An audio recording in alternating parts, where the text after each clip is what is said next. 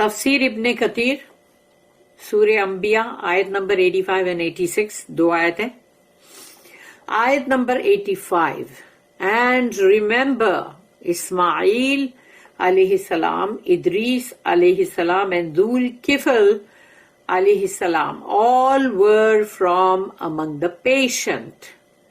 अल्लाह यहां पर कह रहा है अपनी आयत में, और याद करो, यानी और याद करो यानी कि मतलब इसका मतलब ये नहीं है कि जैसे कि मतलब तुम जानते थे या तुमको मालूम है, यानी ये बोलने का अंदाज है इस तरह से। और याद करो इस्माइल अलैहि सलाम के बारे में कि इस्माइल अलैहिस्सलाम जो थे उनमें कितना सब्र था, वो कितने साबरीन थे।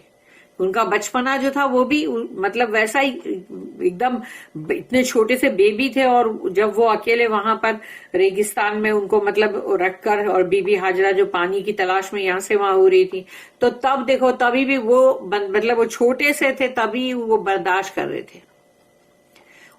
उनको सहना पड़ रहा था भूख और प्यास, और जमजम जब अल्लाह ने दिया तो वो उससे तो नेचुरली भूख और प्यास सभी मिट जाएगी। तो और वो इस्माइल अलैहिस्सलाम ने जब उनके लिए ज़बीहा, जब उनको ज़बा करने का हुक्म किया अल्लाह ने, तभी भी वो साबरीन थे कि अपनी गर्दन रख देना कि लो छुरी चला लो, तो ये बहुत बड़ी बात है। इतना सब्र कहाँ से होता है।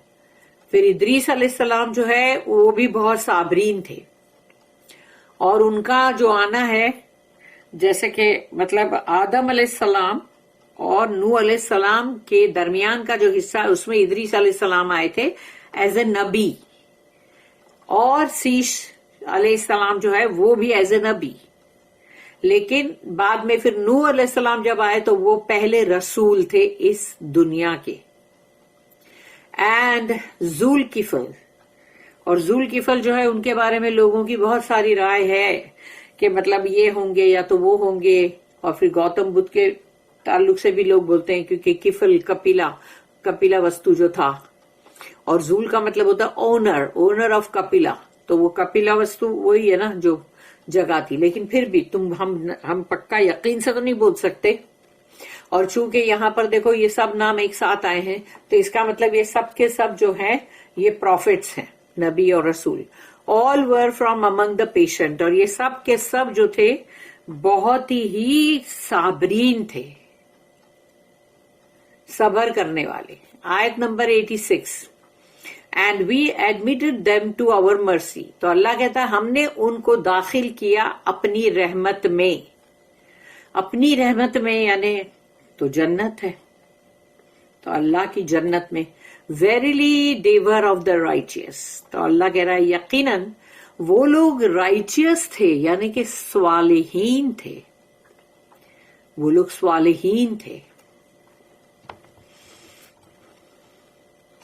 अल्लाह टेल्स, अल्लाह कह रहा है कलाम में, व इस्माईला व इदरीसा व ज़ल किफली कुल्लुम मिनस साबिरीन। अब यहां पर अल्लाह ने आयत में कहा कि वो सब के सब साबरीन में से थे। इस्माइल अलैहिस्सलाम, इदरीस अलैहिस्सलाम और ज़ुल्किफ्ल, ये सब के सब साबरीन थे। और फिर अल्लाह ने कहा व अदखलनाहुम फी रहमतिना इन्नहुम मिनस स्वालिहीन। अब अल्लाह यहां पर कह रहा है कि वो लोग स्वालिहीन में से थे, हमने उनको दाखिल किया अपनी रहमत में। And remember Ismail, Idris and Zulkifl alayhi salatu wasalam, all were from among the patient, and we admitted them to our mercy. Verily they were of the righteous. तो ये सब के लिए अल्लाह ने तीनों के लिए कहा कि ये साबरीन, ये बहुत साबरीन में से थे, और हमने इनको दाखिल किया अपनी रहमतों में। यकीनन ये लोग बहुत ही स्वालिहीन थे, यानी बहुत राइचियस थे। Ismail alayhi salam was the son of Ibrahim alayhi salam al-Khalil.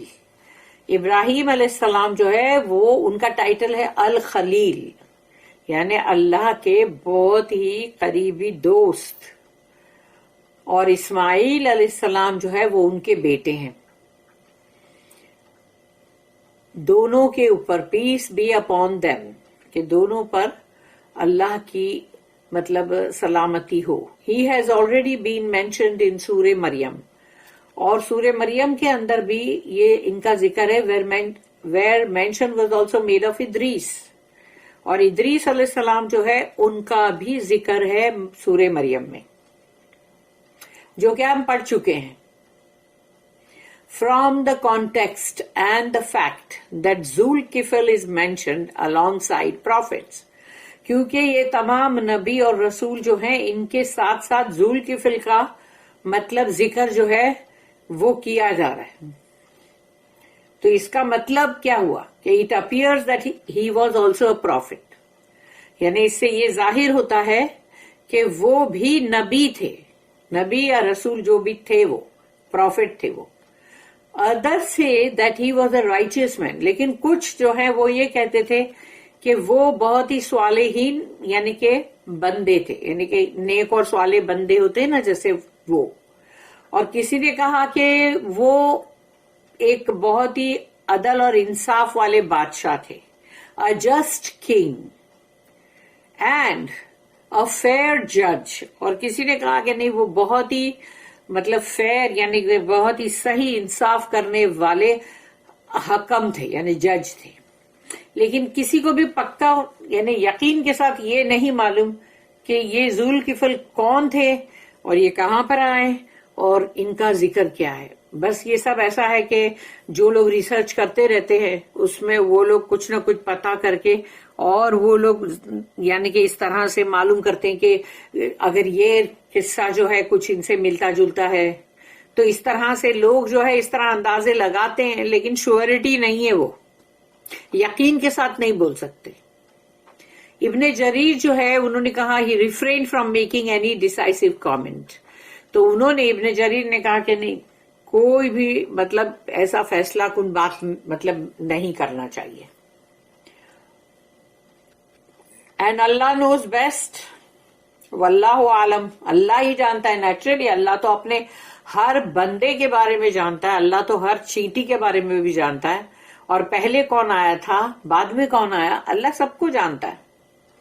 اسی لیے واللہ عالم اینڈ اللہ نوز بیسٹ. بارک اللہ لی ولکم فی القرآن العظیم ونفعنی وإیاکم بالآیات والذکر الحکیم. سبحان اللہ بحمدہ سبحانک اللہم وبحمدک نشہد ان لا الہ الا انت نستغفرک ونتوب الیک. ربنا تقبل منا انک انت السمیع العلیم وتب علینا انک انت التواب الرحیم. وما توفیقی الا باللہ علیہ توکلت والیہ انیب. وآخر الدعوانا ان الحمد للہ رب العالمین. وصلی اللہم علی نبینا محمد وعلی آلہ وصحبہ وسلم. آمین.